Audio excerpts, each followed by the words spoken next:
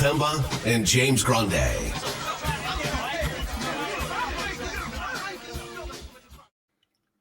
What's going on, FA Nation? Jon Impemba with James Grande. Welcome to the Fantasy Farm NBA DFS Playbook Preview Show. We kick off the week here with 7 games on a Monday. James going to be the man on the playbook here for this 7-game main slate. And there's some pretty good matchups here already on tap to kick off the week. We'll see injury-wise who's going to be in and who's going to be out. But at least on the set, we have San Antonio versus Philadelphia, which means we get a Wembanyama versus Joel Embiid matchup. That should be fun. We saw obviously Giannis and Wembanyama have their battle. We know that nobody's really stopped Joel Embiid, so I wonder if we'll get any sort of like highlight reel blocks from Wemby here on the likely MVP here.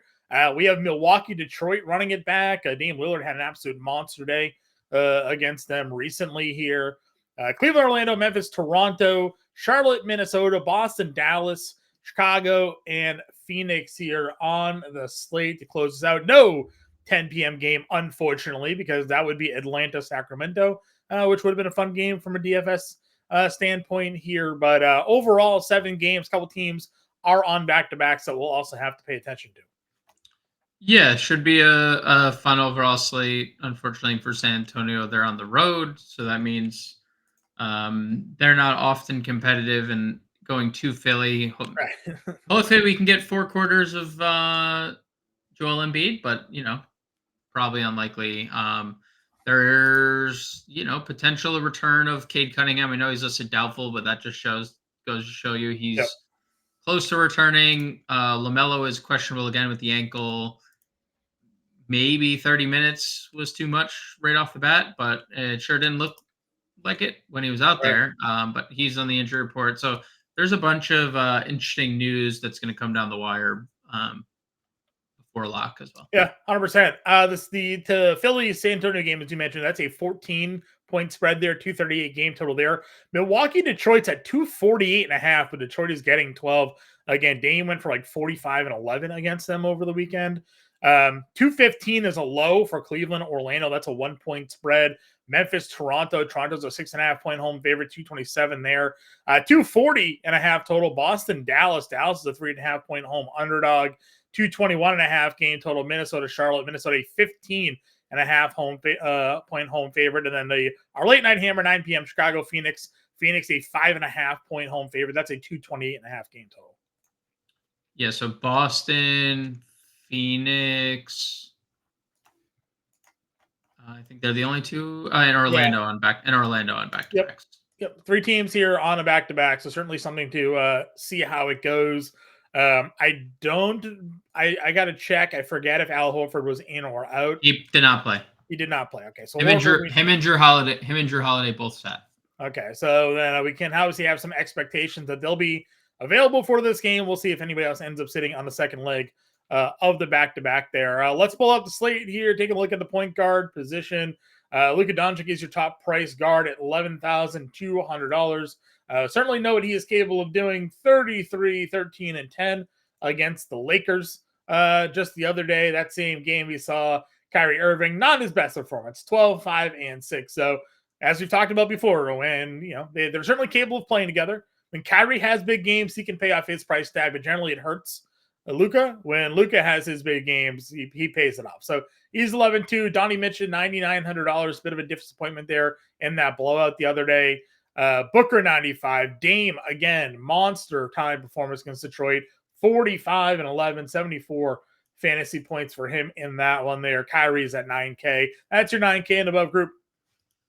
Yeah, I mean, Luka, I have no problem getting to their home. We know Boston has not been the same team on the road as they have been at home. I mean, they let Houston Houston cut that game to 3-point lead in the 4th without Van Vliet, Jabari Smith, Tari Eason. They started Amen Thompson, Cam Whitmore today, and they hung around on the second leg of a back-to-back. So we know Boston is definitely susceptible to worse games. And I'm not saying they're going to lose, but they are definitely just more dominant at home. So you could definitely get to Luka here, who also has been superior at home compared to the road. Obviously, Donovan Mitchell kind of let us down. That game was weird because it was a blowout early and he was doing fine. I wonder if like having to come back in that game didn't help him. Like Right. they were up like 25. Atlanta made a bunch of shots. He's like, oh shoot, I have to go back in this game because he didn't do anything when he checked back in either. He made a couple baskets. I'd be willing to go back to the well as long as Garland and all of them are out. Yep. He has a really high ceiling. Booker's having another really good game.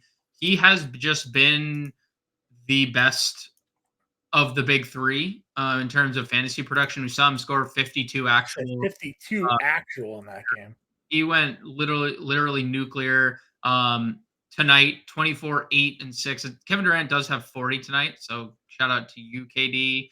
But 24, 8, and 6, nothing to scoff at. 24 shot attempts for Devin Booker again. So definitely like okay getting to Booker. Dame obviously has a massive ceiling. It's just we've actually kind of talked about this a bunch.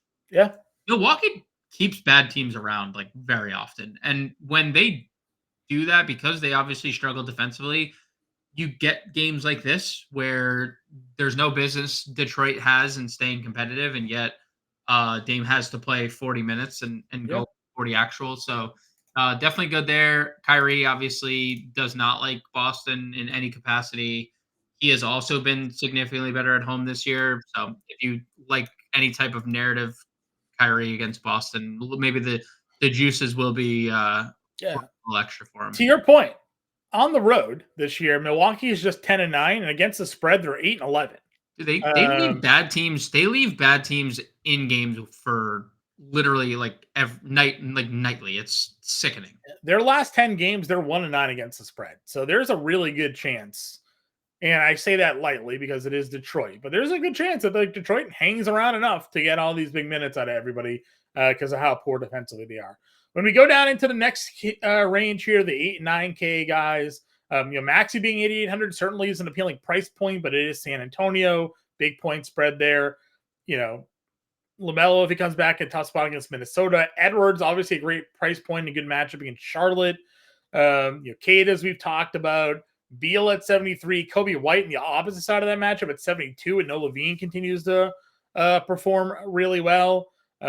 What's your thoughts in this range? Anybody, at least in particular, you find sticking out above the rest? I mean, I like the LaMelo price if he plays. I know it's a tough matchup, but the price is ridiculously low. Again, he goes for 47 fantasy points in low 30s minutes in a close game. So you do have to wonder. The ramp up is a lot slower, I think, than we probably anticipated it would be, because we have seen him just get ramped up like really fast before. Maybe Charlotte actually being smart because how many ankle injuries this guy's had. So if he plays, I'm okay getting there, especially with how high of a ceiling he's had. Right. San Antonio cannot defend. So if you think Tyrese Maxey, or if they can stay competitive, Maxey went for 50 fantasy points in back-to-back games. There's definitely an interest there in tournaments. The Edwards price is ridiculous. It's just like we're in that like weird space where he's been like a little inconsistent with the steals and the blocks. And when he does that, he has a massive ceiling because this is a guy who's averaging 26, 5, 5, and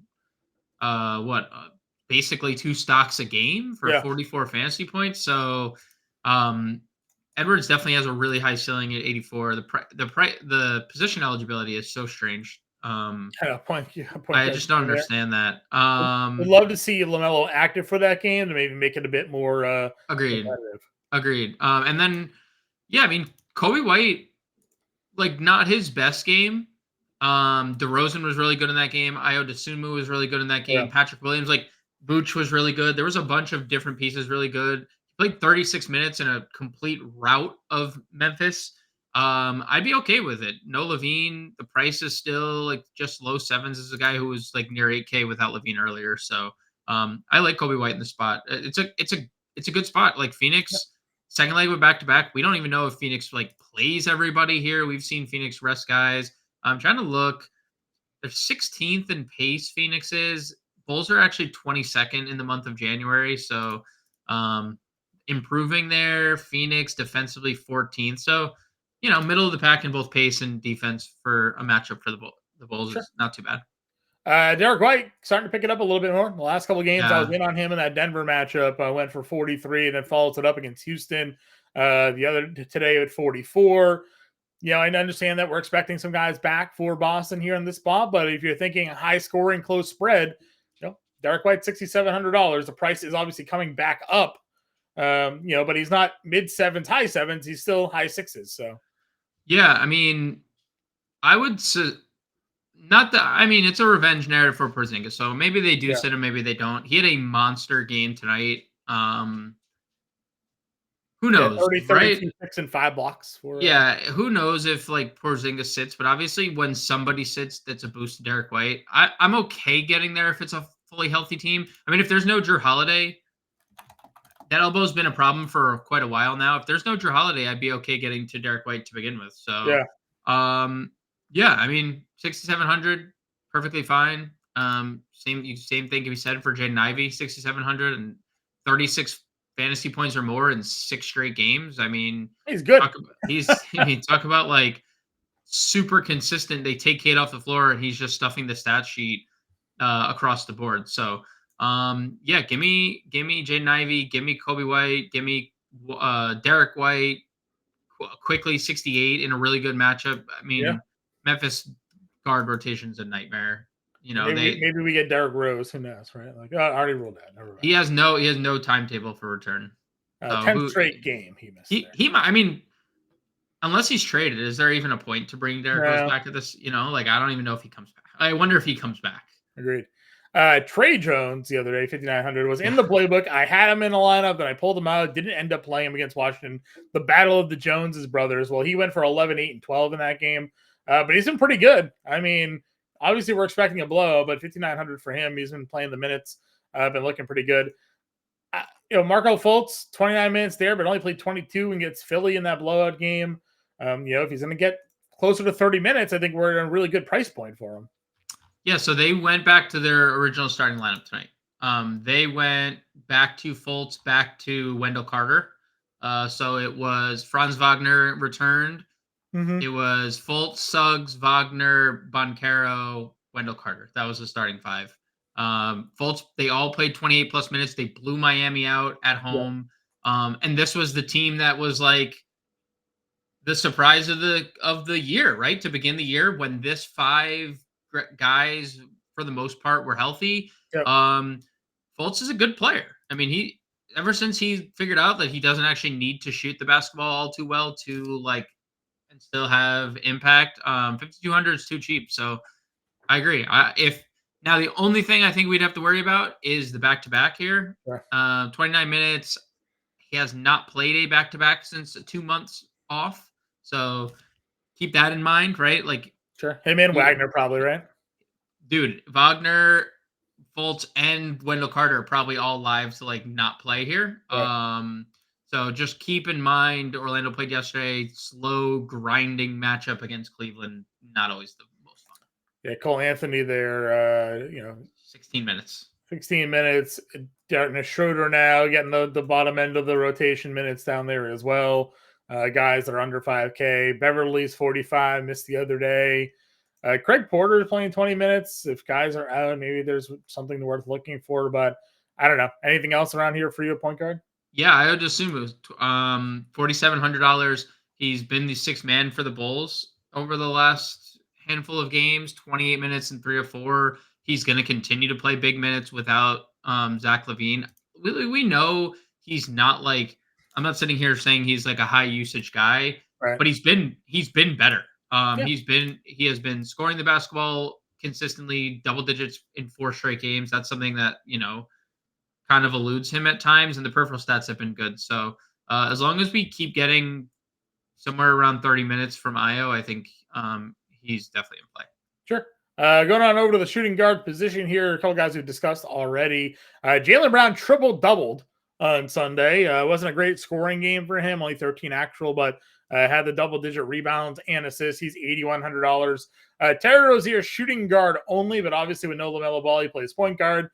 Some pretty good numbers for him of late, which would be in a tough spot. Chris Middleton's got the shooting guard small forward eligibility for him, 36 fantasy points against Detroit. We know, obviously, this would be a pretty good matchup for him. Where are we looking when it comes to the top half of shooting guard tonight? I mean, Brown's definitely in play, especially if someone like Porzingis sat. The rebounds could be something somewhat repeatable. I know he has been a direct link to Porzingis, 10 assists on a game that Porzingis has 32 actual. I mean, those two have been linked all year together with pick and roll and pick and pop, and they've built a very good relationship. So I don't think it's a surprise to see Jaylen Brown with 10 assists on a night that Yeah. Porzingis goes off. So I'd like to see Porzingis in the line for Brown correlation specifically, but a triple double in a game that he doesn't shoot well does, or a lot for that matter, Yeah. does like bode well for Jaylen Brown. Only had to play 31 minutes in that game too, so that's good to see. If LaMelo doesn't play, I'd have a real hard time not getting to Rozier at 77. I know it's a tough matchup, but like the green light that he has is just never ending. He plays all the minutes too. They don't take him off the floor. Yeah, and we've said it like a bunch. It's like even in games where you have a tough matchup, like if Terry Rozier has it going, he can score 35, and you're like, oh right, I don't have that guy who just went for 35, 7, and 6. So Right. And to be fair, Charlotte's had some pieces stepping up lately, and we're about to get to one at this same position, maybe two of them at the same position. And they were really competitive in that Philly game the other day. They down to the wire, Philly. Like I know that it wasn't a high scoring game, but even in a game with less than 200 points, Rozier 19, 9, and 6, 40 fantasy points without LaMelo. So I do like Rozier quite a bit because he's can top out at 40 minutes and he can top out at 40 actual as well. Right. Exactly. Going below them again, we have RJ Barrett here against the Knicks. A little revenge game narrative. 38 fantasy points in 29 minutes in a game that they lost by 26. But good numbers still out of RJ Barrett here. Even as they continue to kind of reshuffle the Raptors lineup there. We've talked White and Ivy already. Vassell, Grayson Allen. Levert's down here, but you mentioned Brandon Miller is somebody, though, you wanted to get to. Rookies come back. Rookies played well. 35 minutes back-to-back games here. Filling up the stat sheet. 24 and 23 actual points for the number 2 overall pick. Yeah, and I think it's worth noting on like both fronts. The first game was with LaMelo Ball, and the second game was without. So you've seen him now like establish a role with LaMelo because that's obviously, I mean, LaMelo is such a ball dominant player, but also very good passer. Yeah. And set his teammates up. Had a 24% usage rate in that game against San Antonio with LaMelo Ball. Had a 26% usage rate against Philly the game after. I think the peripheral stats are obviously great. We've really complained about playing him at this price all year because there hasn't been a ceiling. Well, yeah. Bada bing, bada boom, 38 and 42 fantasy points in back-to-back games. That's what you call a ceiling at sub 6K. So, I love Brandon Miller here. And two different types of matchups, too, right? They mentioned the San Antonio poor defense, Philadelphia, one of the better teams in the NBA coming through both times. We'll see if he can handle it against Minnesota on the road, another tough defensive team there. Below him, you have Max Strus at 56. We got Luke Kennard at $5,400. Oubre. Alec Burks had another just throwback game. He's gone now for 30 actual in 2 of the last 3 games here. He'll be traded in like 2 weeks. But for now, there's no reason this guy should be off the floor. And that price tag, obviously super appealing. Bruce Brown still playing kind of low 20s minutes. I don't know if I want to get there at $5,100, but obviously the matchup makes a little sense. Thoughts on the 5K range here? The Strus thing is so frustrating because he played 20 minutes in that Atlanta game and was smashing and got he got injured in that game. Yeah. And like he was cleared to return and then didn't return because they were up by a jillion, and Sam Merrill hit every shot. Made threes, and they were just like, let's not put, unless we like desperately need you, like we're not gonna put you out there.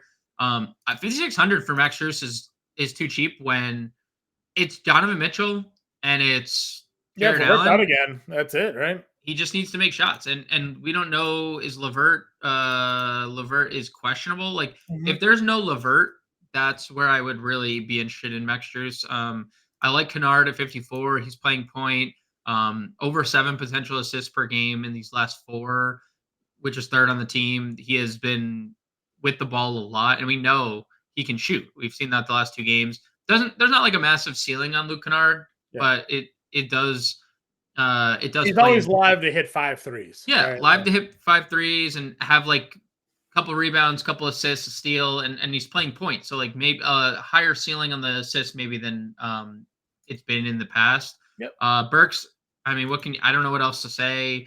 It's funny because they talked to Monty Williams and Monty Williams said like, oh yeah, like we gave him 30 minutes and then 29. We don't really want to be doing that to him too often, and then he does it again, and because he scored, because it's like, how can you take him off the floor when he's doing what he's doing?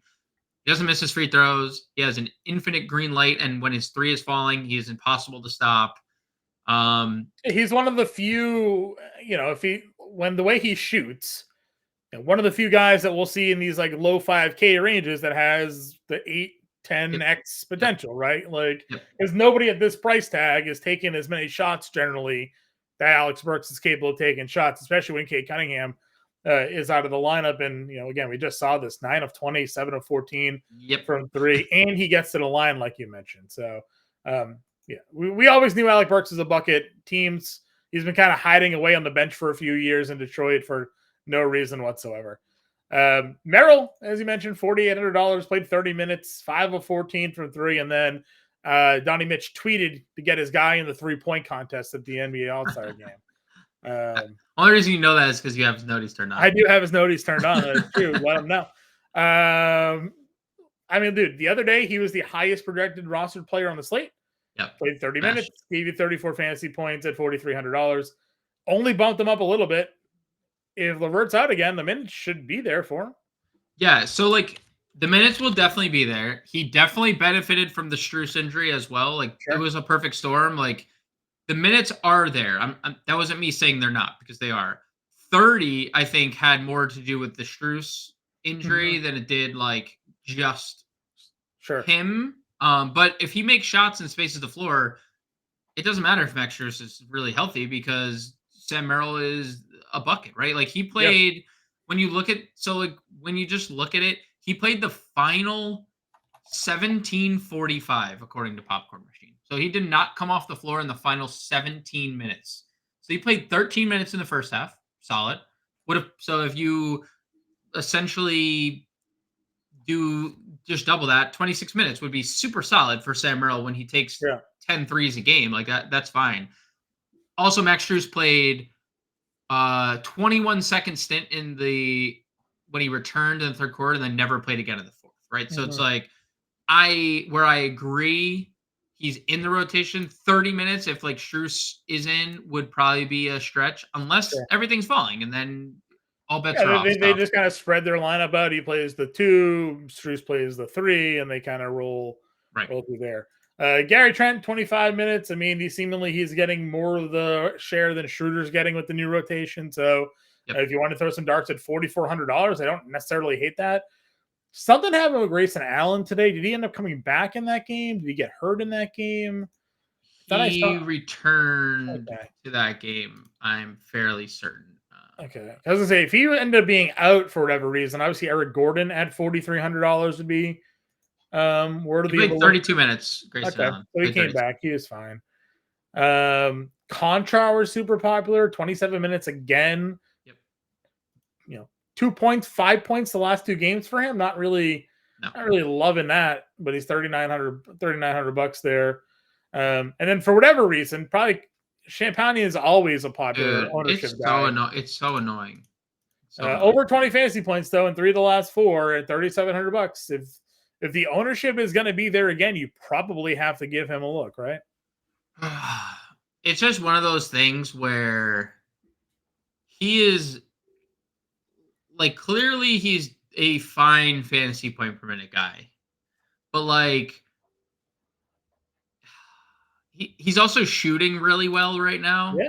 And he's 41% from the floor for the year, so like if that regresses, you're in trouble. And then you get the like Cleveland 0 for 2 7 fantasy point game because he's just sitting in this like anywhere from 16 to like 23 minute ballpark.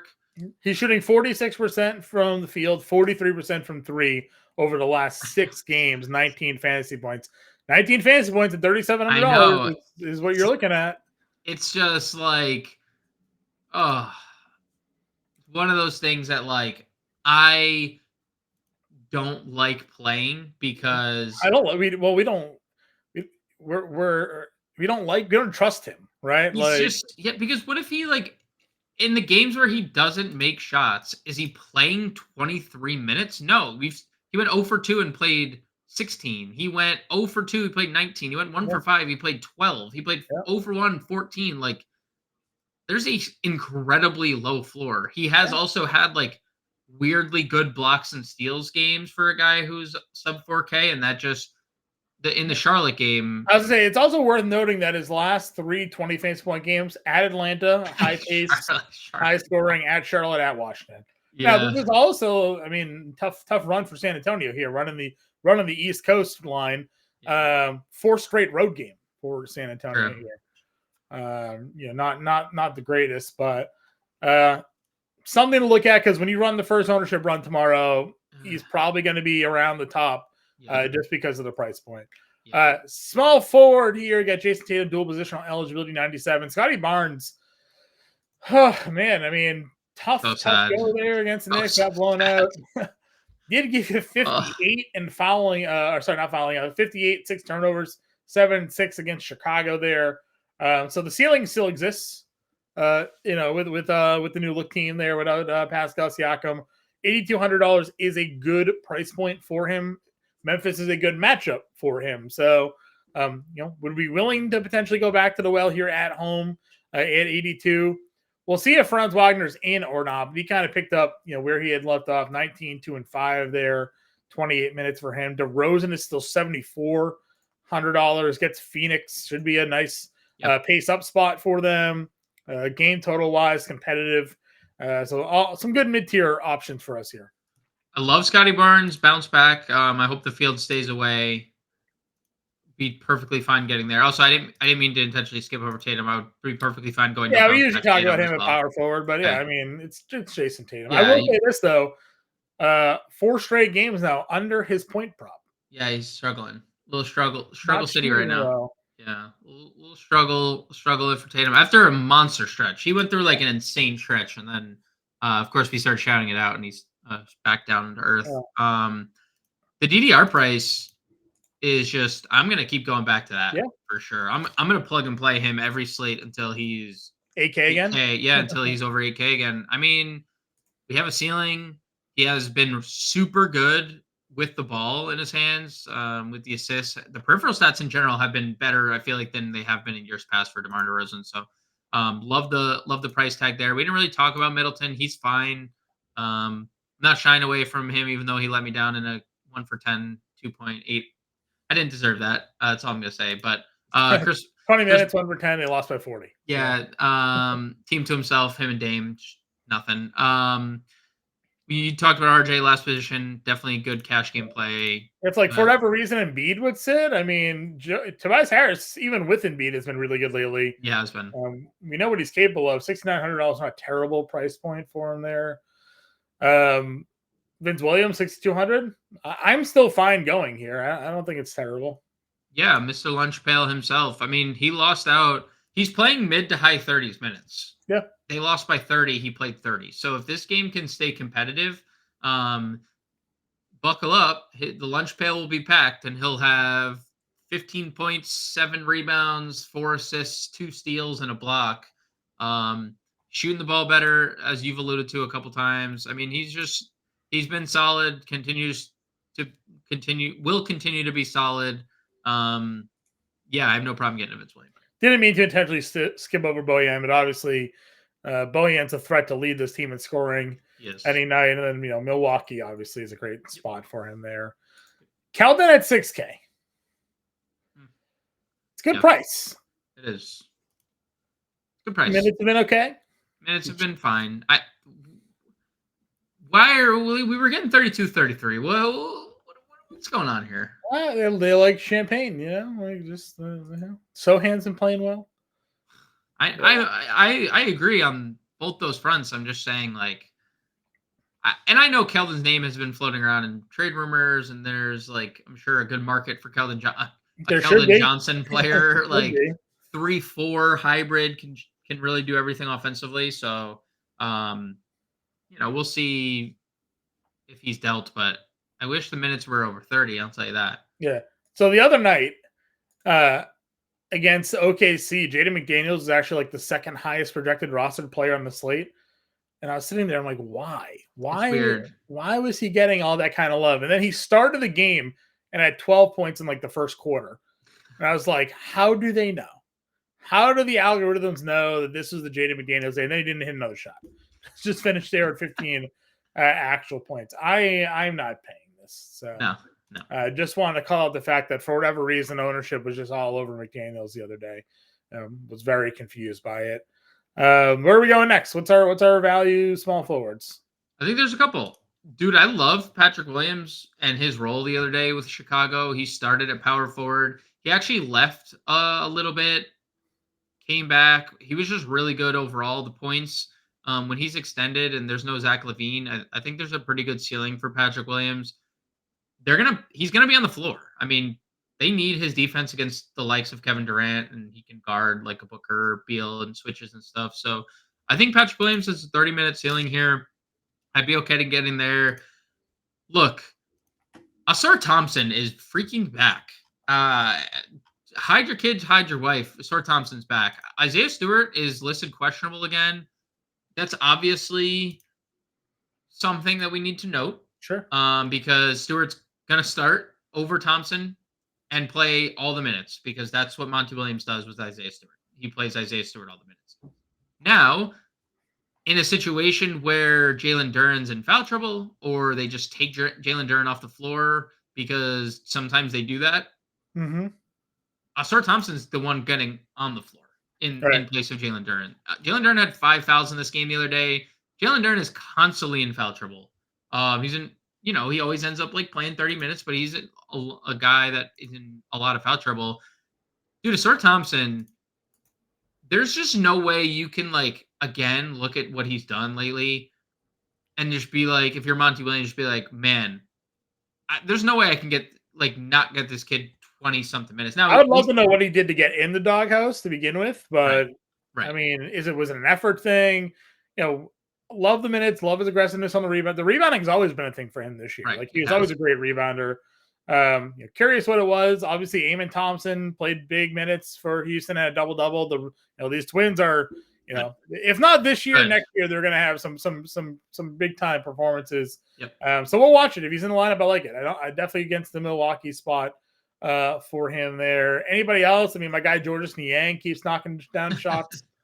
5 of 9, 4 of 8 from the floor. Only played 21 minutes in that game. Again, did get a little bit out of hand. Had played 27 against Milwaukee. Hit 13 of 14 shots before then. Pretty good against the 3. I don't mind running back here to Georges Niang. Yeah, I think Niang fits. I think he fits best if Karis LeVert's out. They're just, Sure. a little thinner on the wings. I think there's a couple guys we can get to. The Celtics started Sam Hauser, played him 31 minutes tonight. John, of course, he has a big game because naturally he does. Didn't hit any shots. I had a random 6 assists. 6 assists, 7 rebounds for Sam Hauser. If Boston's kind of status quo and the same guys are out or similar, like Porzingis sits and Horford's in and you see Hauser start, I think you get the Hauser. If Xavier Tillman sits again, the Memphis Grizzlies played David Roddy a lot. He played 32 minutes, the second most on the team in that game. David Roddy isn't exciting, but low 4K, 30-plus minute potential for against in a big pace-up spot. We know Toronto's playing really fast with their new look lineup. So I like Aldama when we get there. Aldama as well. Yep. Going on over the power forward, we'll eventually talk about Santi Aldama here. Giannis is obviously probable in this spot. It is Detroit. He went for 62 in that game, nearly triple-doubled. 3 games against Detroit this year, 22, 9, 6, and 28 minutes. So if this ends up being a competitive game, Giannis is certainly someone capable of going for 70, 80 fantasy points. You have Tatum, you have Durant, you got Wemby here at 87. They're all fine and dandy. Bancaro had 20 and 10 double-double. He's at 86. Zinger, 8K, coming off of a monster performance. We'll see if he's in or out of the lineup. Triple J here, $7,900. Definitely a high usage rate play. Good matchup for him against Toronto. Where do you find yourself going at power forward this evening? I mean, there's a lot of different places. Giannis is obviously vastly underpriced. No reason he's 11K ever. I don't understand it. 11-6, 11-7, 12, 11-7. All of a sudden he's 11K. It just doesn't make any sense. Coming off 62. It's not like he had a bad game where the algorithms would be like, oh, we got tricked. Nope. Dude, in the best possible spot, like the best spot, a spot that we just saw, a spot that he, like, if he's going to play max minutes, is going to smash again. So really hard to ignore Giannis. Durant coming off the ceiling game, obviously. Wemby has ceiling games constantly. The 20 minutes, really interesting. There's still 27, 28, man. There's still a limit, apparently. But like, good to know that, like, when the limit supposedly comes off, like what that means. It could be what it could look like. I know we got like mid-30s earlier in the year, but like there was also like 38 sprinkled in earlier in the year. So if they give him 35, if they say no limit tonight against Philadelphia, against Joel Embiid, is he a plug at 87? I mean, yeah. The only thing is, like, Pop does still take him off the floor in like non-competitive games, so I still find it hard to believe Wemby, like, the Spurs keep it close. Right. Maybe they do. Maybe if they do, it's probably because of him, though, right? Like, yeah, because you got to think, like, in that case, his patterns, like his shift patterns, different. He's not playing the first 5 minutes and then coming off the floor. Where Embiid plays the whole first. Like, he's gonna probably play like 8-9 minutes matched up against Joel Embiid, right? And well, I'll say if they are competitive, and again, I don't think they weren't competitive when Wemby was playing. They did beat Phoenix, but you would think it's probably because he's having an impact on both ends of the floor, right? Like, he's holding Embiid back from just shutting this game out in 3 quarters like he's usually doing too. So again, I don't expect that to happen. Nikola Jokic wasn't able to do it the other day against Joel Embiid, but it's always fun to talk about here. Yep. Town 77 down here again. Jackson 79. I still like Miles Bridges at 76. I think he's a good player. What are you doing in the 7K range? I mean, it's hard not to like Triple J. Stays out of foul trouble in a game they just got smashed in. No blocks in that game. Still 42 Dude, he's just gonna take so many shots. Like, at the end of the day, there's gonna probably be few players in the league taking more shots on a nightly basis than Jaren Jackson Jr. Let's just face it, right? Like, no Bane, no Ja, no like half the team that could possibly. I mean, Vince Williams, second round pick from last year, is like their second leading scorer right now, right? Like, Jaren Jackson needs to hoist as many shots as possible. So it's gonna be hard pressed for me to get away from Jaren Jackson. It's just RJ Barrett slashing to the rim and Scotty Barnes slashing to the rim, and He'll quickly getting downhill. Like, that's a lot of foul trouble waiting to happen. So that's obviously a little concerning. Or a lot of blocks, right? So I expect him to get some big ownership just with the minutes and the shots and all that piling up for Jaren Jackson every night. Sure. Guys below them, Keldon, we talked about Sohan, PJ Washington, playing 25 minutes the other night, did play 28 minutes against San Antonio, had a better performance. He fouled out. He fouled out of that Philly game. He got in massive foul trouble. Yeah, again, it's what do you expect, right? It wasn't good luck, PJ. Good luck going up against Joel Embiid. We talked Sohan. Sohan, super popular, continues to perform well. Now, again, easier matchups. Could be a tougher spot for him at $5,700. Sandy's 5K. This is where ownership tends to go. Probably finds their way to him again because this is a pretty cheap price tag on the guy right now. Yeah, I would say all this Memphis talk, sans Jackson, like Jackson Williams aside, most of like the forward room depends on the Tillman stuff, I would say, because Tillman likely starts. I mean, he's been starting, playing 30 minutes. So if Tillman's out, all this like Aldama and Brody and all them are incredibly are going to be incredibly popular for sure. Yeah. Nas Reed's $4,900 could get the run. That seems interesting. That's right. It's a little weird because Right. he's on one last couple games. So 56, and then randomly 5K 48. I don't know what we're doing here, but we'll play it. We like him. Takes a lot of shots. Active when he's out there. Great matchup against Charlotte, who struggles against bigs. What's the next play here, power forward for you? Is there one? it's just guys we've talked about. I agree. I don't think Joel Embiid is $11,400. too cheap. I know he hasn't been great the last from fantasy perspective, but like only 55 and 59 the last two games. So, not 12, not 70. But he's only 11.4, right? On 55 at 5x is 57 fantasy points. So still getting you there. Jared Allen, I was in on him the other day against Atlanta. Was down for a little bit, came back in 42 fantasy points. Happy to go back there against Orlando. What's your spot? Nurkic, Duran room, Vucevic maybe. Gobert as well. Really good spot against the Charlotte front court. A lot of block upside. No blocks in a game. He had 18 rebounds in. It's more of an anomaly than anything in that OKC loss. That's probably the only other name I'd mention. Like above, dude. I think the Wendell Carter looks really good if he plays. Like really, really good. Last 3 games, 33, 39, 34 fantasy points. He has 17 plus actual. This is weird. You have been at the forefront of like what happened to Wendell Carter, the scorer, like earlier in the year. Something clicked with Wendell Carter. Maybe it was like him being frustrated with all this limitation that he was facing since returning. No more limitation. Doesn't look like there's limitation. And look at the matchups. We've highlighted matchups where guys had gone on runs against like easy opponents.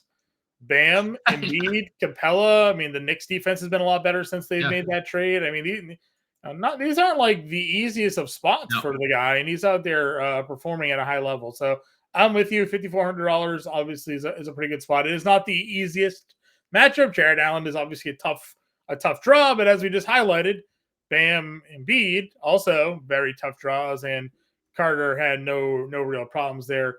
I'm with you. If Tillman's in, like I go here probably over Carter. Probably given the matchup, right? It's a good matchup. It's a very good matchup for sure. Lively's 53. The Murder Cornet was really good tonight. If Porzingis were to sit, he's been funny. He's been good. When he gets minutes, dude. When he gets minutes, he's been really good. Yeah, he's really, where he's really good. Every time I watch him, he's just blocking so many shots. Yeah. Like he is a legitimately good rim protector that Boston just like doesn't play when they're fully healthy. He's averaging a block per game in 14 and a half minutes. That's crazy. So it's crazy. It's crazy. That's 2+ blocks per 36 or 3+ blocks per 36. So it's pretty good. Yeah, that's fine if those guys are out there. What's the Toronto centering position? Oh no, it's a move on. It's a move on. It's a nightmare. I mean, they're playing all 3 guys. Like you just can't.